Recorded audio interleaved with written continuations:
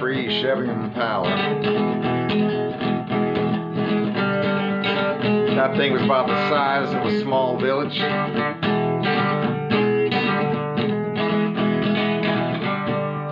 Drove like a luxury yacht. Not so much luxury, but just kind of drifting.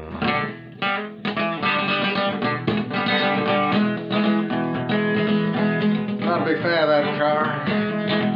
I avoided driving it whenever I could.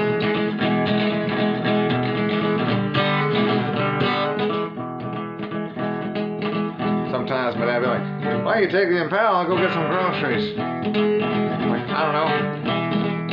She got a little red wagon or something?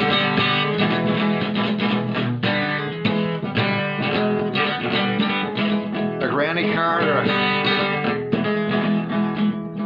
I'm a strong young man. How about just a couple of decent shopping bags?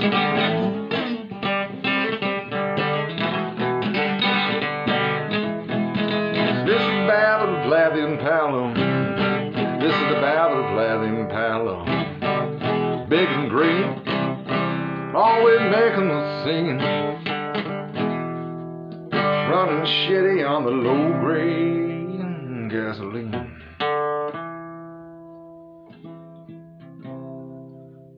God bless 89 octane.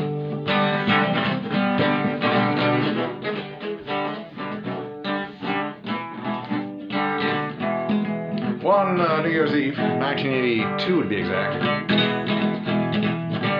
I went to work at my shitty grocery store job. When I got home, I realized I locked myself out of my mom's place. I did not have access to her really rad Chevy Malibu 1980 little boxy beige job for V8. I think that thing could jump 16 buses if it had to. Anyway, in a desperate panic, I rode my Schwinn 10-speed 3, maybe 3.5 miles over to my dad's house, just across the Howard border into Chicago there.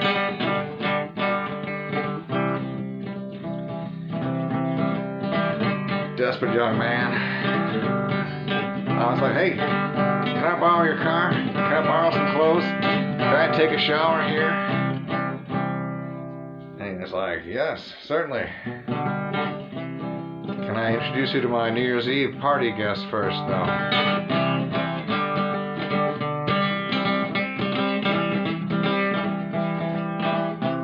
So I got to drive the great big green machine down ridge, up ridge, through Evanston into Wilmette. The lanes, they're very narrow there in Evanston. I felt like I was rubbing my tires up against the curb the entire time. Imagine how the Impala felt. This is the ballad of Vlad the Impala. This is the ballad of Vlad the Impala.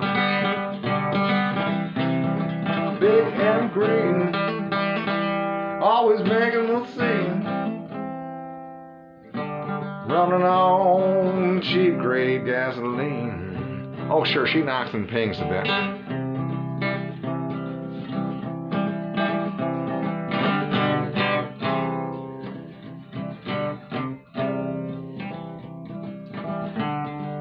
I remember my date a few months later admitting to me that when she saw me pull up with that Chevy Impala, she said, I told my parents, fucking guy just rolled up in a camper. They came to the window and looked out and they said, do not let this bastard take you across the state lines.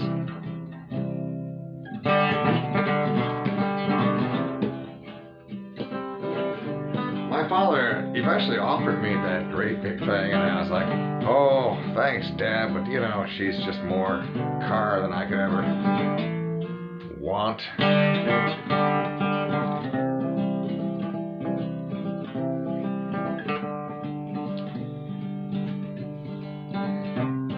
I did mention, your daughter has a child, has been recently single. Perhaps she could use a vehicle. A large, dangerous vehicle to transport herself and your grandson. So, my sister got the car for a while. Eventually, she gave it to one of her asshole boyfriends.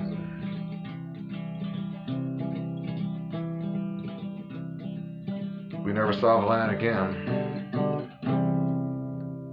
Sorry, sweet guy. It's a hell of a ride. This is the Ballad of Vlad the Impala. This is the Ballad of Vlad the Impala. Big and green, always making the scene.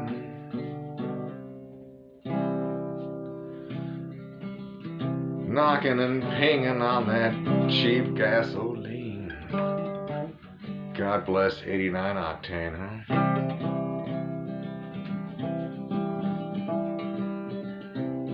I like to think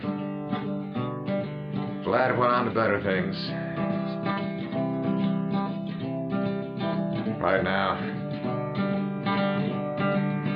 he's up in heaven, rusting away and idling in Jesus' driveway.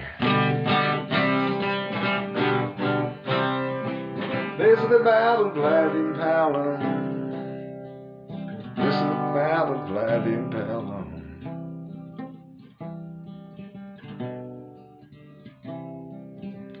Don't mind the upholstery. It's been filthy since the 70s.